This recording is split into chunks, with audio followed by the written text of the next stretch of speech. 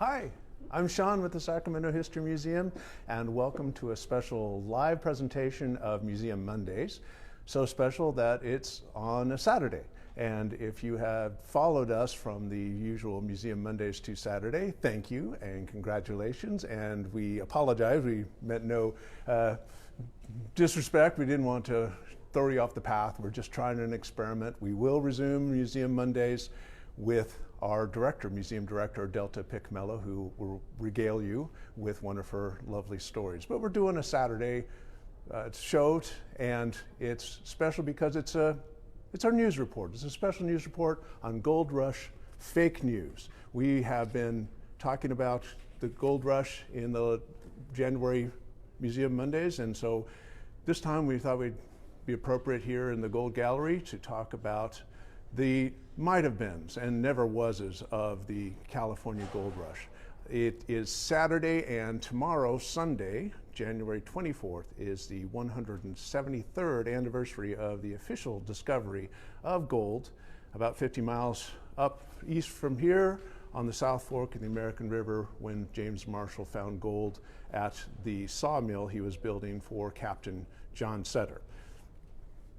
There may have been people in his camp who found gold before that, but this is the official recording, and this discovery of gold is what launched the gold rush eventually and brought thousands of people to and through Sacramento, and Sacramento prospered as a supply and shipping hub of the West. So, well, let's get going. So here are the headlines. No, you couldn't fly to the gold rush from New York to the gold fields. No, there was no lake of gold. No, not everyone was happy with the gold rush. And here are the details. Now, gold fever did exist. I mean, how else are you going to explain how people got on a ship or on a covered wagon and traveled for thousands of miles? Sure, some of them came for opportunity. Some of them just wanted to leave where they were from, what they were doing, and even who they were. But a lot of them were coming because of the gold. And aboard ship or on the covered wagon, they were regaled by songs. The Hope for California, for example, has a lyric that says, "There's plenty of gold in the world, I'm told, on the banks of the Sacramento," even though not a lot of gold was found on the Sacramento River. And in that same song, they talked about digging up gold on the Francisco, even though the closest river called the Francisco was the São Francisco, still is, in Brazil. But people just had learned about California, and what they knew was Sacramento and San Francisco. So the rest they were going to find out on their own. And even while here, they found out finding gold was a little tougher than expected, but they still sustained themselves with the stories they heard. Oh, like the gold wagon that suddenly exposed a vein of gold in a wagon rut right through the middle of a town, or squirrels hoarding gold nuggets inside of a tree, or the greenhorn who was sent out by his compatriots on a snipe hunt and came back with a bonanza, or the bonanza of gold found in the roots of a newly fallen oak tree, or there's not a few mines called the Last Chance Mine, and that's, the story goes, because they took one last strike at the quartz and found gold. Oh, forgot my graphics. SHM Action News. You should be dazzled by our graphics. We spared no expense. And Action News time is 3:04 in Sacramento. It's 5:04 in Wichita Falls, Texas. It is 1:04 in the morning in Helsinki, and it is 4:37 in Mumbai. All right, let's get back to the news. Were these tales true? Maybe. They held a grain of truth. One story that was not true was Rufus Porter's airport.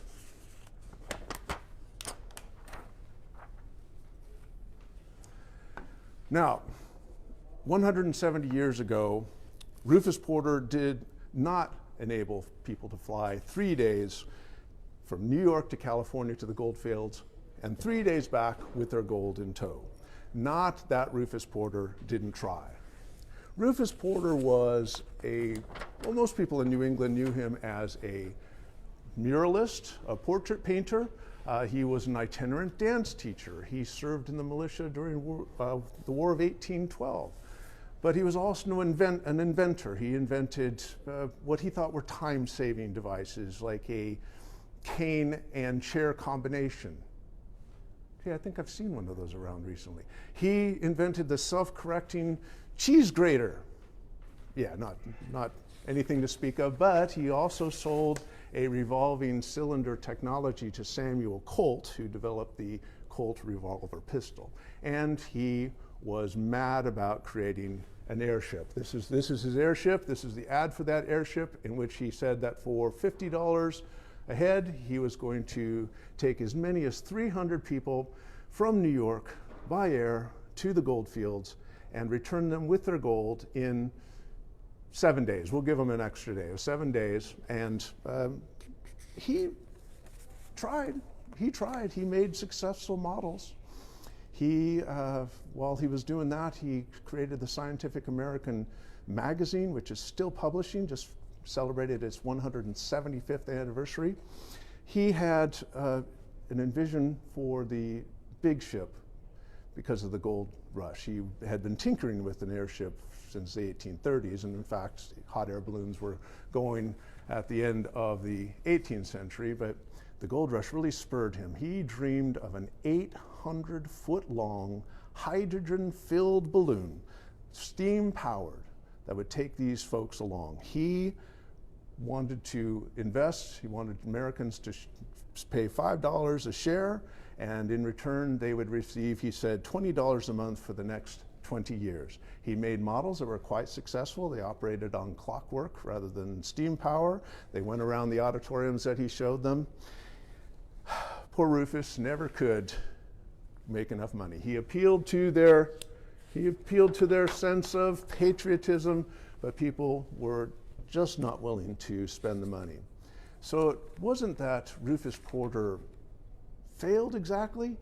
He was just 50 years ahead of his time, because when the Zeppelins took to the air in the early 20th century, they incorporated a great many of his ideas, including the internal structure and the streamlined design.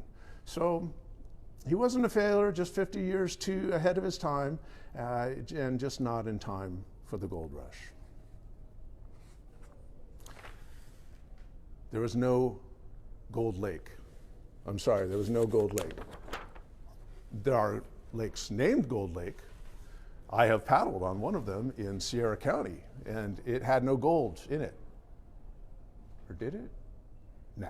No, I didn't see any gold, but no, couldn't have gold. I'm sure it was named that because it took advantage of the gold rush and the mystery, but there was no gold.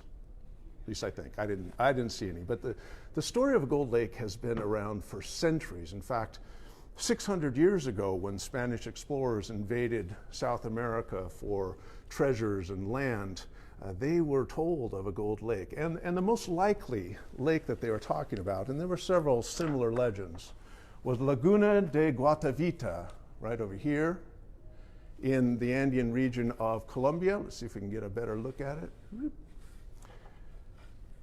The lake supposedly was a sacred lake for the ancient Muisca people, and a chief of that lake would cover himself in gold dust and be paddled out on a special raft, and the people, the Muisca people who were on the raft with him, would throw gold and silver and precious gems into the lake to celebrate a goddess who would protect them.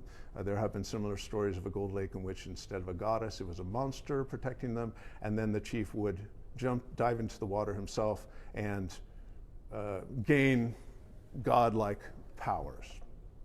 And so this tale, or one like it, didn't take long to reach the California gold rush. In fact, gold is found in Coloma. They were already talking about a similar gold lake guarded by a monster. The story kept going. The monster soon dropped out, and the lake that they were talking about kept floating from Coloma up along the Sierra.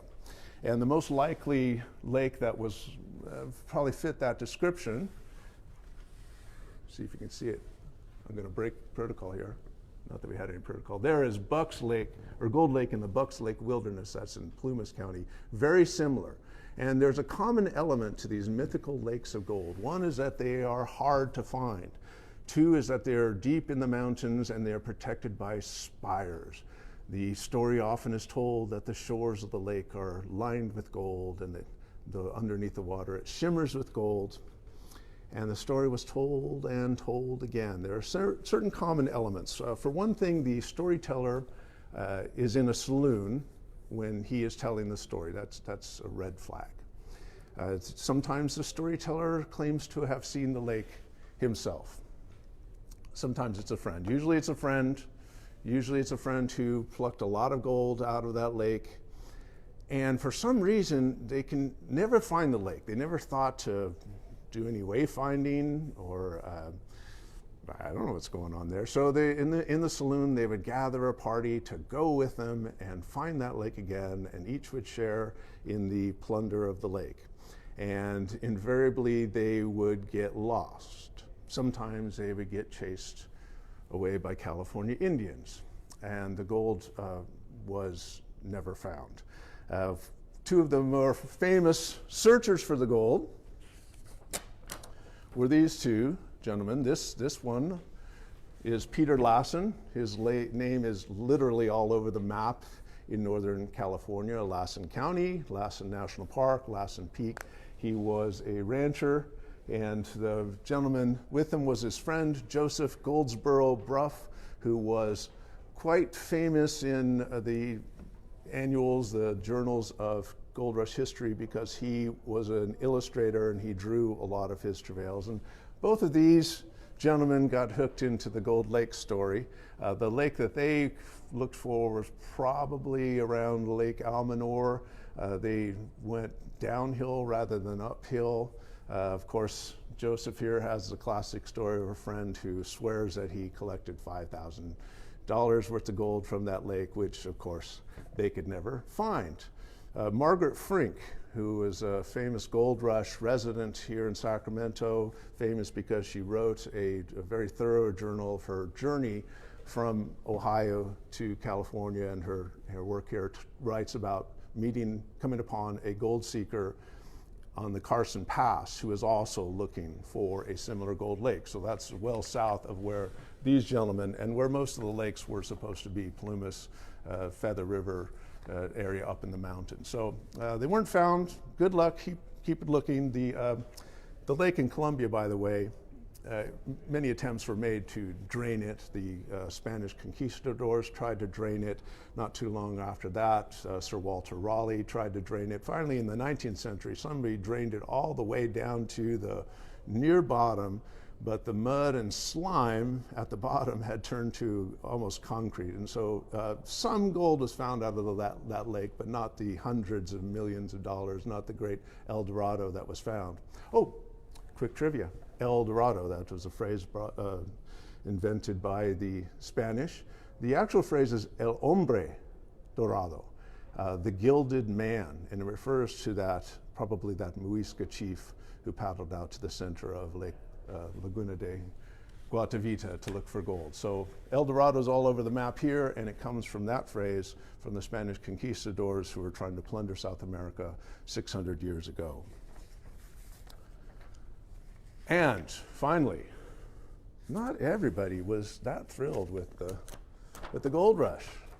I mean, of course, it brought the world to our front porch, but that didn't mean everybody was coming along. Some people thought it was not the best idea. One of those of note, you probably heard of, this guy, Henry David Thoreau, the sage of Walden Pond, transcendentalist, writer, philosopher. He was not, you were not going to find him on a boat to California to look for gold. In fact, here is what Henry David Thoreau wrote about the gold rush. The recent rush to California and the attitude of the world, even of its philosophers and prophets, appears to me to reflect the greatest disgrace of mankind. He called it the world's raffle, getting something for nothing. He said the hog that roots his own living and so makes manure would be ashamed of such company. He said, of going to California, it is only 3,000 miles nearer to hell. I will resign my life sooner than live by luck. Gee, Hank, don't sugarcoat it. Tell us how you really feel. Oh, another person who didn't think much of the gold rush, at least enough to make fun of it, was Nathaniel Currier, the printmaker. Later, with his bookkeeper, James Ives, they formed the beloved print firm Currier and Ives. So beloved, they're part of a lyric of a Christmas song. Nathaniel Currier, before James Ives came on as his full partner, did this famous illustration of the independent gold hunter on his way to California. We have a larger one on display near the Gold Gallery. Come and see it when we're open again. I'll give you a close-up on that. So the independent gold hunter is adorned with his kettle and his fish and his sausages and his shovel, and looks like a bed warmer somehow. We think this could possibly be, show it to you closer. This could possibly be, can I do that? Let's see. This is where the show goes down the tubes, folks. That looks like a kettle. That might be one of the so-called gold washing machines that a lot of gold seekers were being sold on their way out to the gold fields. Things like that, which didn't work and were very heavy. Gold rush journalists often talked about seeing these things by the side of the road jettisoned because their pack animals were now very tired and it's very hard for them to carry this junk along. But he is 370 miles away from St. Louis, and he has another 1,700 miles to go before he reaches Sacramento or California. So I'm not sure Nathaniel Currier thought much of the gold rush. And here's another indication. How they go to California. And look, Nathaniel Currier has managed to make fun of Rufus Porter's airship here. And this is some kind of jet engine kind of thing. The caption here, you can't see it, says that each passenger must provide a boy to hold his hair on. While we're at it, what did these gold seekers look like? I mean, you have the image, I'm sure, of the San Francisco 49er mascot, the old grizzled man with a full white beard, suspenders, red Union suit, tattered pants, high boots, tattered hat, old guy. Kind of like this gentleman here, panning for gold. We're not even entirely sure that photo is from the California Gold Rush. It could be from the Klondike or the Yukon. He looks kind of old and haggard. You might have listened to Sheriff Ben talk for the Museum Mondays, and he talked about how they're panning for gold, the placer gold. And the era of the placer panning, the panning really didn't last long in the gold mining era. If you were smart, you shared a claim with somebody and you found you can do a lot more with two men than you could with one, so you might put the silt in a rocker and rock out the gold, and then you get four men and you build a long tom and you keep multiplying, and you are building a wing dam and dry digging a creek, or you are eventually doing hard rock mining or quartz stamping or even hydraulic mining and doing it in corporate style. This is more typical of a gold seeker. The Journal of Economic History indicates that the gold seekers of Northern California averaged about 28 years of age with a range of 20 to 40. So young, baby-faced, not much beard. Now, being out in a steep ravine, deprived of sunlight for days upon weeks, upon months, standing in ice-cold water and working that hard to find gold and often not finding as much gold as you'd like, that tends to make you look a little old and maybe grow a beard that gets frizzled, but they were kind of young.